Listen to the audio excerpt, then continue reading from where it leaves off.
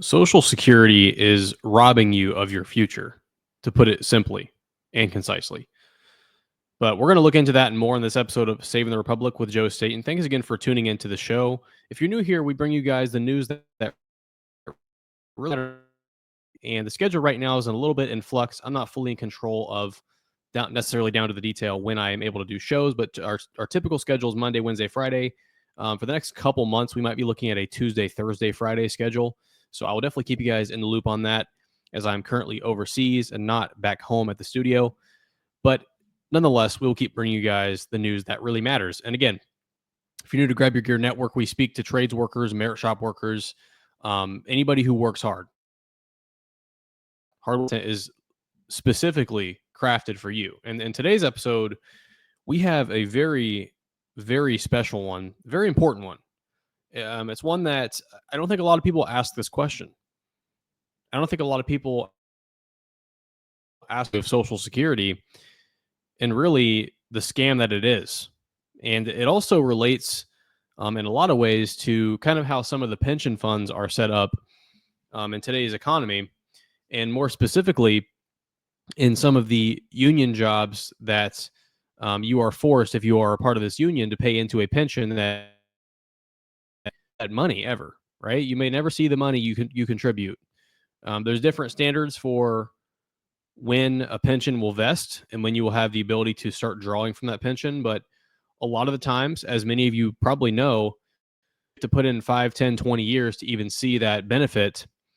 And I know that Social Security, which we're going to be talking about today, and Elon Musk looking into Social Security as part of Doge, flagging a tweet, flagging Lee, looking at, hey, is Social Security something that we need to take a look at as far as how much money this is costing our economy, but more specifically, how the system is set up to rob you. All right. Now, okay, if you have to work a certain amount of time to vest in a pension, how long do you have to work to get Social Security? And it's a similar type of setup, but you must earn 40 total Social Security credits. You can earn up to 4 credits per year. So, you probably are going to have to vest about 10 years to see your benefit in Social Security.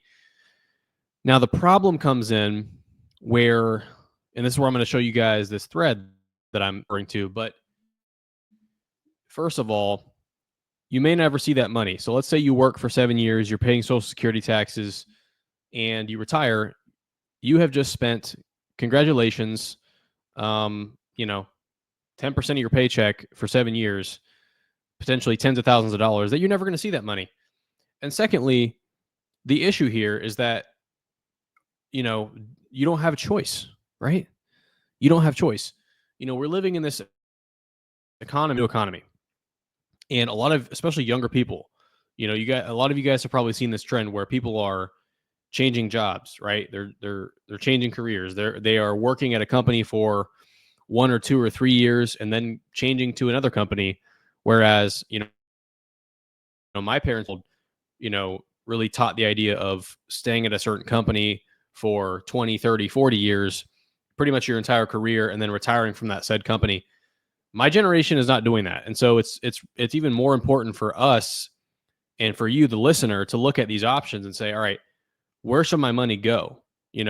Should I really be putting my money in a pension fund? And if your employer requires that, it's even a bigger problem. But the bottom line of this video is that, hey, all of us as Americans are required to pay into this basically pension fund that it's underfunded. And as we're going to take a look here from Mike Lee, is not the best setup. So without any further ado, let's take a look at this thread that Elon Musk. So Elon quoted the tweet from Mike Lee, senator, said, interesting thread. The thread starts by saying, of all the deceptive sales techniques the U.S. government has used on the American people, one of them, the Social Security Act, gets far too little attention. Buckle up, because this is a wild ride. The American people were sold a bill of goods. They were told a bill of goods. Goodness, they were told, pay into the system, it'll be your money for retirement. But here's where it gets juicy in a really ugly way. 2 years later, when the Supreme Court was considering the constitutionality of the Social Security, a complete 180. The government, through Assistant AG Robert Jackson, argued, this is not your money. This is a tax, and we can do whatever we want with it. And this is our first problem here, is that when you pay money into the Social Security Fund, I think there's a name for it. Let's see if I can find the actual name. But regardless, wherever it goes, all right, that money is at the hands of the government, and they can actually use the funds from Social Security however they wish, right? If they deem it necessary. That's the caveat. If it's necessary to take that money and to spend it elsewhere. So essentially, you're paying a 10% flat tax fee, mandatory tax, 8 to 10%, whatever it comes out to be, that you have no say over where that money goes. And guess what? You're being told it's for your retirement, but in actuality, it's just an extra tax the government can touch if they need. If there's blurred lines, right?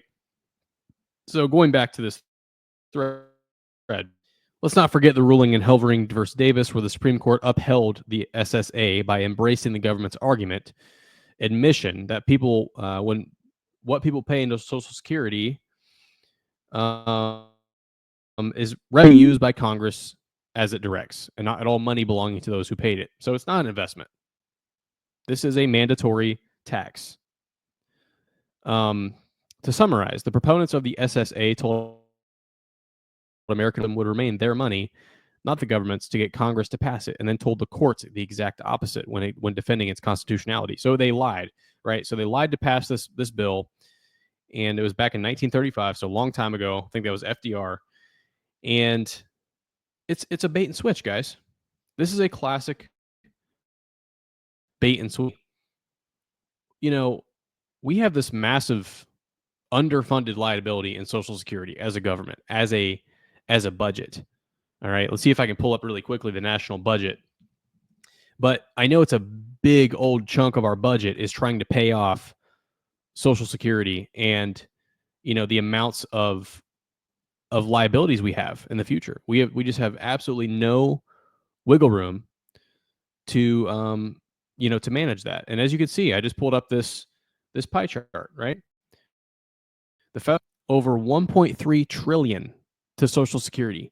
So we are dedicating over $1 trillion basically to a defined benefit style pension, which means the amount you will receive is set. You cannot earn any interest. You cannot earn any upside on investment, return on investment, right? Whereas like a 401k, for example, you could put money into Tesla, you could put money. If those companies perform, your money could exponentially increase over the course of 20, 30, 40 years that it's sitting.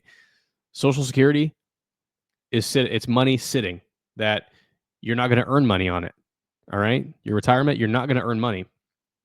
And I think, this is where we have to bring it back home and ask this fundamental question. All right? And I know it's unpopular, and it's unpopular.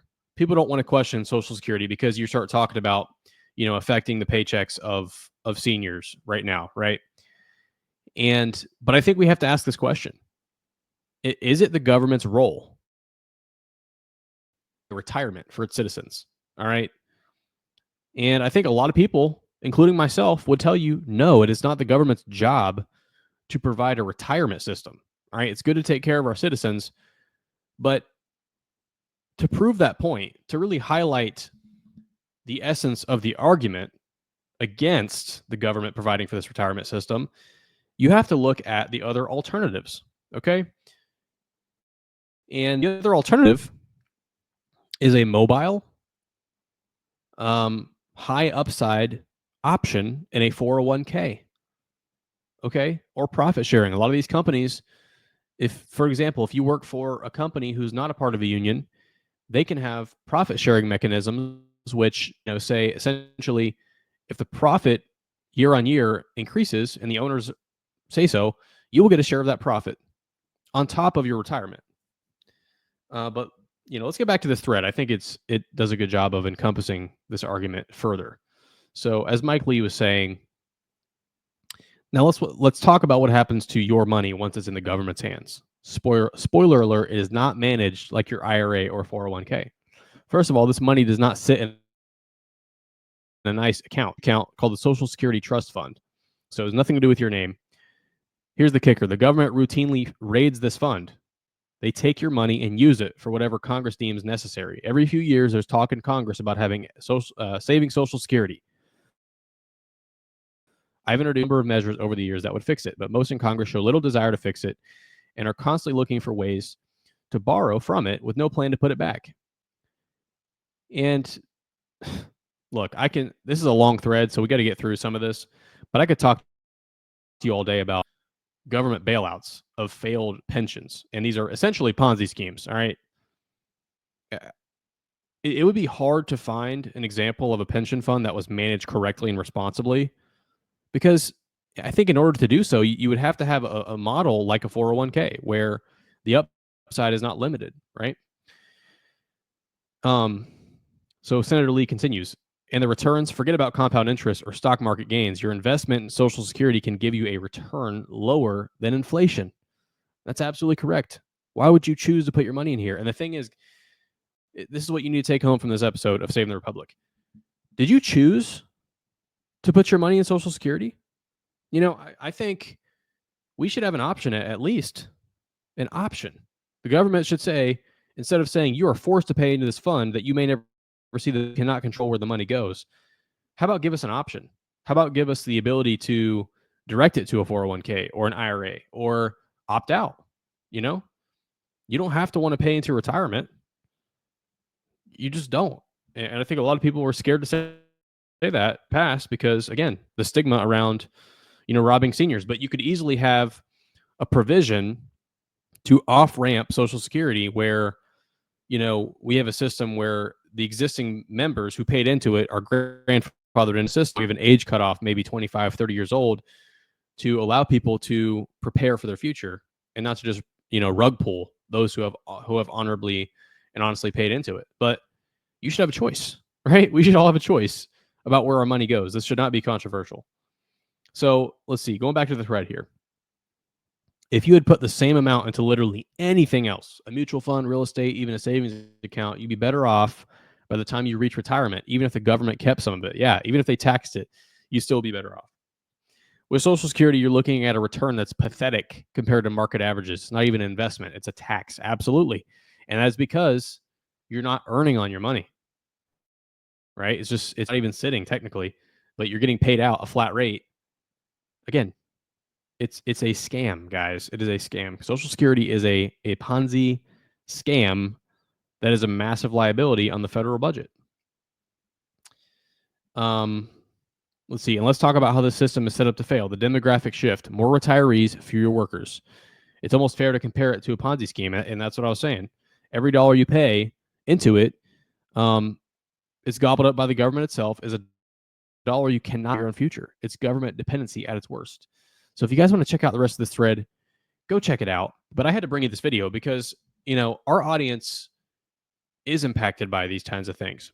You might be working for a company that has a pension fund that you are forced to pay into. And, there are other job opportunities, and there sometimes are options to opt out. My previous job, I had an option to opt out of the traditional pension and to go with a more of a 401k style fund. Now, you had to read the fine print. So I would encourage you, if you are in that position, read the fine print, see if you have that option available at your employer to opt into like a 401k style account rather than a pension, because, the reality is that you're probably not going to see as good of returns in a pension fund, let alone Social Security. So it'll be interesting to see what, if Elon tries to take a stab at this with Doge, and if they have recommendations to the president regarding Social Security. Because I think that would be a massive bite out of our deficit, a massive bite out of our federal spending issue. And super exciting, right? But we have to be able to acknowledge as a society, as a country, without, the fear or the stigma or whatever you want to call it of saying, are you scared to have the conversation, changing Social Security? Because the bottom line is, guys, we were a country since, 1789 technically. And, Social Security didn't come around until 1935. We didn't have the income tax till 1913. These are not concepts that are American concepts, right? These aren't like things. We want to provide for our citizens. We want to provide for a great life for them. but we should not do that at the cost of our country. We should not do that at the cost of our citizens and taxpayers, and certainly not at the cost of their future, because your money is simply better off invested elsewhere than a pension at no return. So let me know what you guys think about this. Do you think Elon Musk is going to touch Social Security? Do you think they're going to take a stab at it? Do you think President Trump will be willing to do so? Do you think we should keep Social Security? Let us know what you think down in the comments below. Again, here at STR, we are bringing you guys 3 shows a week. So until the schedule is solidified, until we know for sure from the near term, just press that notification bell. If you're at Grab Your Gear Network on YouTube, subscribe and press that notification bell so you see every time we go live. We have a great friend, Mark Rogers, joins us every Friday, the voice of college football, to bring a unique perspective. We'll be adding more guests to that rotation. But nonetheless, I will bring you guys 3 episodes a week, so be sure to subscribe and stick around. With that being said, I am so grateful for you tuning in today. Thank you so much for watching the show. Be sure to subscribe to Grab Your Gear, and I will see you on Thursday. Take care.